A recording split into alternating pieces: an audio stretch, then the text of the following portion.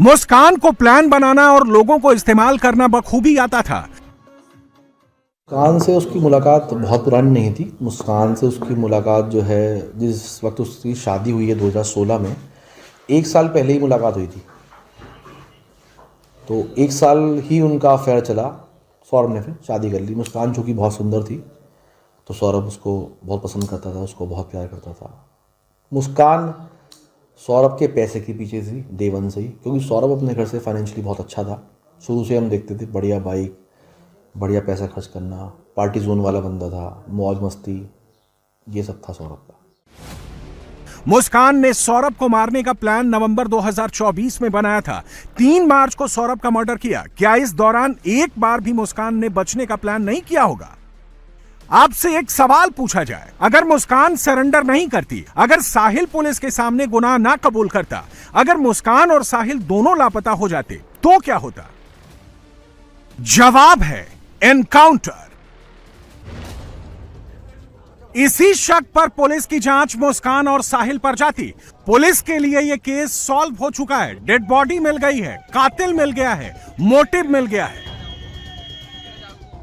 Investigation में क्या सिर्फ पैसों की बात निकलकर सामने आई है कि फाइनेंशियली कंडीशन खराब थी, या इसका यहाँ पर अवैध संबंध हो गया था, या फिर तंत्र मंत्र का इसमें कुछ निकलकर सामने आया है?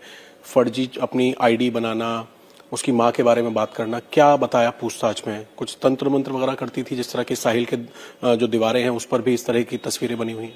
देखिए, अभी तक एविडेंस में कहीं से भी तंत्र मंत्र की बात सामने नहीं आई है।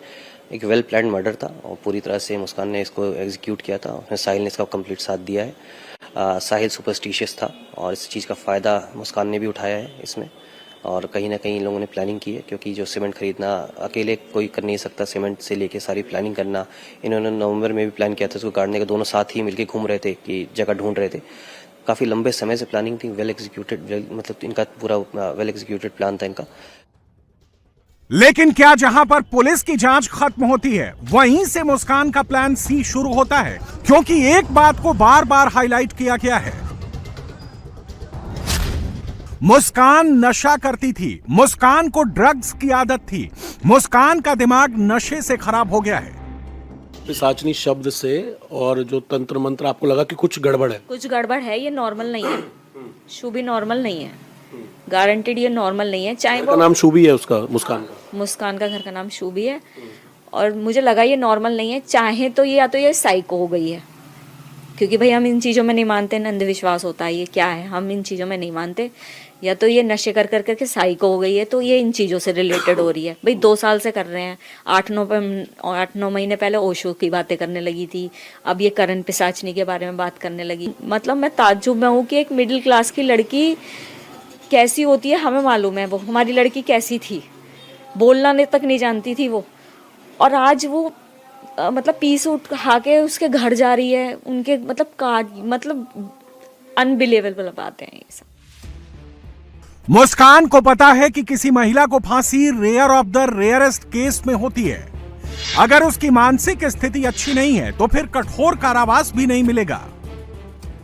अगर किसी महिला कातिल को नशे की लत है तो क्या उसे जेल में रखा जाता है या फिर उसे रिहैब सेंटर भेजा जाता है? इसको लेकर मैंने कई वकीलों से बात की, साथ ही जेल अथॉरिटी से भी इस बात की जानकारी हासिल की, और हमें यह जानकारी मिली कि क्योंकि दोनों ही साहिल और साथ ही मुस्कान नशे के आदी हैं, वो जेल के अंदर नशे के लिए काफी ज्यादा परेशान हो रहे हैं। इसीलिए रिहैब सेंटर से कांटेक्ट किया गया है और दोनों को रिहैब सेंटर में डॉक्टर की देखरेख में भेजा जा रहा है।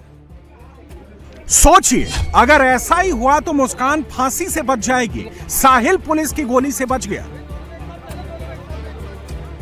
क्या यही मुस्कान का प्लान था? प्लान ए सौरभ का मर्डर करना, प्लान बी पुलिस के सामने सरेंडर करना, साहिल को एनकाउंटर से बचाना, नशे वाली थ्योरी सच साबित करना, प्लान सी फांसी से बचना और रिहैब में इलाज कराना, या फिर मुस्कान ने इससे आगे की भी प्लानिंग कर रखी है जिसका अंदाजा अभी किसी को भी नहीं है।